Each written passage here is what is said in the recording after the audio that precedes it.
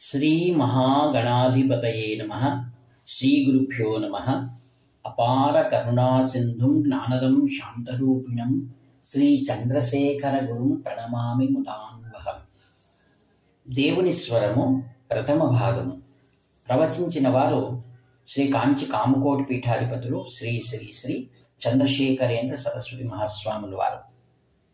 విషయము: నువ్వులు నీరు ఎక్కడికి పోయాయి? ప్రశ్న. మానవులుగా పుట్టిన ప్రతివారు తమ పూర్వజులకు, భగవంతునికి కృతజ్ఞతలను చెప్పుకోవాలి. దీన్ని పితరుల రుణం తీర్చుకోవడం, దేవతలను ప్రసన్నం చేసుకోవడం అని అంటారు. ఇతరుల కోసం ఎంత మంచిని చేయగలిగితే అంత చేయాలి.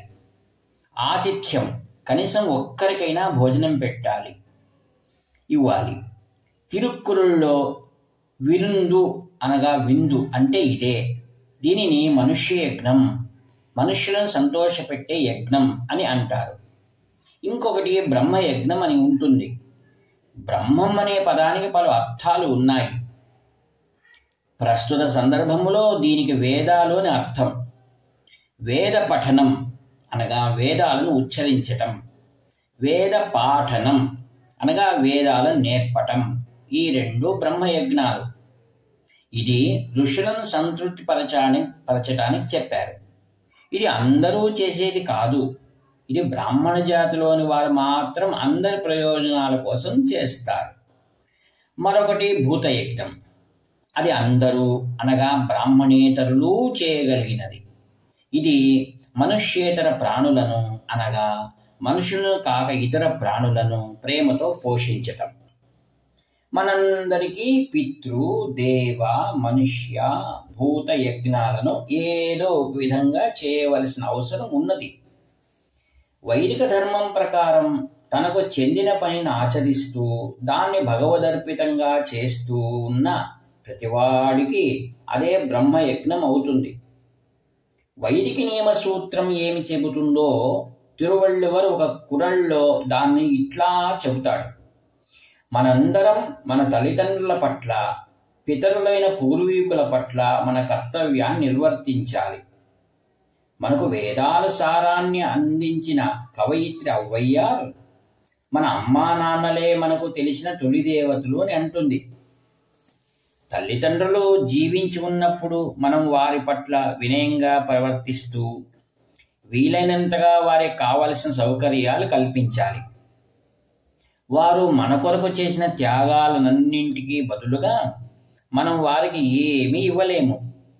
మనం వారిని జాగ్రత్తగా బాధపడకుండా చూసుకోవాలి. వారు ఈ లోకాన్ని విడిచిపెట్టిన తరువాత కూడా వారిని ఉద్దేశించి తర్పణాలు, ఏటేటా చేసే శ్రాద్ధం వంటివి శాస్త్రరీత్యా చేస్తూ ఉండాలి. సంస్కరణవాదులు కూడా తల్లిదండ్రులు బ్రతికి ఉన్నప్పుడు వారిని జాగ్రత్తగా చూసుకోవాలని ఒప్పుకుంటారు. కానీ తల్లిదండ్రులు పోయాక చేసే క్రతువులు ఈ సంస్కరణవాదులకు హాస్యాస్పదంగా అనిపిస్తాయి. నువ్వులు, నీరు, అన్నం, అరటి పండ్లు, శ్రాద్ధానికి వాడిన ఇతర ద్రవ్యాలన్నీ మన ఎదురుగానే ఉన్నాయి కదా. లేదా ఒక వ్యక్తి ఎవరో తీసుకున్నారు, పితరులు పై జన్మను పొందాలని మీరే చెబుతున్నారు కదా. అదే నిజమైతే ఇక్కడ ఉన్న వస్తువులు వారిని చేరినవి అంటాం పిచ్చి కాదా? ప్రశ్న అంటారు సంస్కరణవాదులు. వారు బాహాటంగానే ఈ ప్రశ్నను అడుగుతున్నారు. మీలో చాలా మందికి హృదయాంతరాలలో అట్టి సందేహాలు ఉండి ఉండవచ్చు. ఇప్పుడు మీకు కథను చెబుతాను.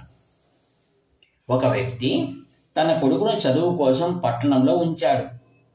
అతడి పరీక్ష కోసం డబ్బులను కట్టాలి. అది కూడా ఆ మరునాడే కట్టాలి. అతడు టెలిగ్రామ్ మనీ ఆర్డర్ పంపమని తండ్రికి సందేశాన్ని పంపాడు. తండ్రికి టెలిగ్రామ్, మనీ ఆర్డర్ విడివిడిగా తెలుసు. కానీ కొడుకేమో టీఎంఓ అని రాశాడు. తండ్రి పోస్టాఫీస్కి వెళ్ళాడు. డబ్బులు ఇచ్చి టీఎంఓ పంపాలి అని చెప్పాడు. అతడు అనుకున్నది ఏమిటి? ప్రశ్న. క్లర్కు ఆ నోట్లకు చిల్లి పెట్టి టెలిగ్రాఫ్ వైరుతో కట్టి పంపుతాడు అని అనుకున్నాడు. కానీ క్లర్కు ఆ డబ్బును అందుకుని అతడు రసీదుని ఇచ్చి, నీవు పంపిన డబ్బులు నీ కొడుకుని చేరుతాయి, డబ్బు పంపబడింది అని చెప్పాడు. ఆ తండ్రి చూసింది ఏమిటి? ప్రశ్న. క్లర్క్ ఆ డబ్బాను డబ్బాలో పెట్టాడు. ఆ డబ్బును డబ్బాలో పెట్టాడు, కానీ దానికి ఏ చిల్లీ చేయలేదు. నా డబ్బు ఇక్కడే ఉన్నది కదా, దానిలో ఏ చిల్లీ చేయలేదు, పంపనే లేదు కదా, అది నా కొడుకుని ఎట్లా చేరుతుంది అన్నాడు తండ్రి. క్లర్కు అతనికి డబ్బు తప్పక చేరిపోతుంది అని మళ్ళీ చెప్పాడు. అది టెలిగ్రాఫ్ మీటర్ను వాడి చిన్న పెద్ద శబ్దాలను చేస్తూ టెలిగ్రామ్లో పంపాడు. అతడేదో పరికరంతో చప్పుడులు చేస్తున్నాడు. డబ్బేమో నా కొడుకుని చేరిపోతుంది అని చెప్తున్నాడు. ఆ పరికరం మీద చప్పుళ్ళు చేసినంత మాత్రాన డబ్బు అక్కడికి ఎట్లా చేరుతుంది అని తండ్రికి అనుమానం కలిగింది. అయినా అతడిని కొడుకును ధనం చేరింది. నువ్వులు నీళ్లతో పిండార్పణం చేయడం కూడా ఇటువంటిదే. మనం ఏది అనగా ఉదాహరణకు తర్పణం లేదా దానం ఇచ్చినా సరే అది ఆయా నియమాలకు బద్ధమై ఉండాలి. మన శాస్త్ర నియమాల ప్రకారం ఏమేమి సంపణ చేస్తామో అది పితృదేవతలకు అర్థమవుతుంది. అది ఎవరిని చేరాలో వారికి చేరుతుంది. పితరులు పశువులుగా జన్మించినట్లయితే అది గ్రాసంగా మారి వారిని చేరుతుంది. వారు గుర్రాలుగా పుడితే అది వారి గడ్డిగా అందుతుంది. పితృదేవతలకు భగవంతుడు అట్లా ఆజ్ఞాపించాడు. ఈ కర్తవ్యాన్ని నెరవేర్చే శక్తిని ఇచ్చాడు. అందుకే శ్రాద్ధం ఉన్నవాడు ఆ తండ్రి వ్యక్తిగతంగా దిగి వచ్చి సమర్పించిందంతా స్వీకరించవలసిన పనేమీ లేదు. ఇక్కడ ఓ వ్యక్తి ఏ డబ్బు కాగితాలను టీఎంఓ కోసం అందించాడో దాన్ని అందుకునేవాడు అదే కాగితాల రూపంలో డబ్బును అందుకోడు. మనీ ఆర్డర్ను అందుకునే వ్యక్తి వేరొక దేశంలో ఉన్నవాడైతే మన డబ్బు వారికి పనికిరాదు. రూపాయలు ఇక్కడ కట్టినా అది డాలర్లు, పౌండ్ల రూపాలలో అక్కడికి చేరుతాయి. దీనికోసం ఒక వ్యవస్థ ఉన్నది. కానీ మన దేశంలో మన డాలర్లు, పౌండ్ల రూపంలో డబ్బు కట్టడానికి ఉండదు. ఇక్కడ మన దేశంలో చెల్లుబడయ్యే రూపంలోనే తీసుకుంటారు.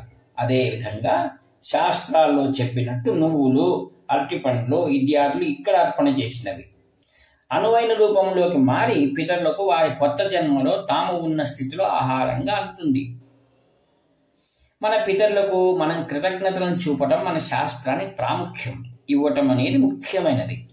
తెల్లవాళ్ళు కూడా ఇతరులకు ఆరోగ్యం కలగాలని ఆకాంక్షించి మద్యాన్ని తామే తాగేస్తారు.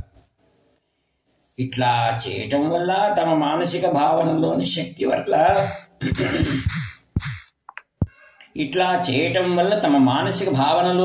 వల్ల అవతలి వ్యక్తి ఆరోగ్యం బాగవుతుందని నమ్మకంతో చేస్తారు. శ్రాద్ధం అంటేనే శ్రద్ధతో చేసేది అని అర్థం. శ్రద్ధ ఎంతో ముఖ్యమైనది. ఒక ఉద్యోగం ఏదైనా చెయ్యాలి అనుకుంటే దానికోసం చెప్పబడిన నియమాల ప్రకారం చేయాలి.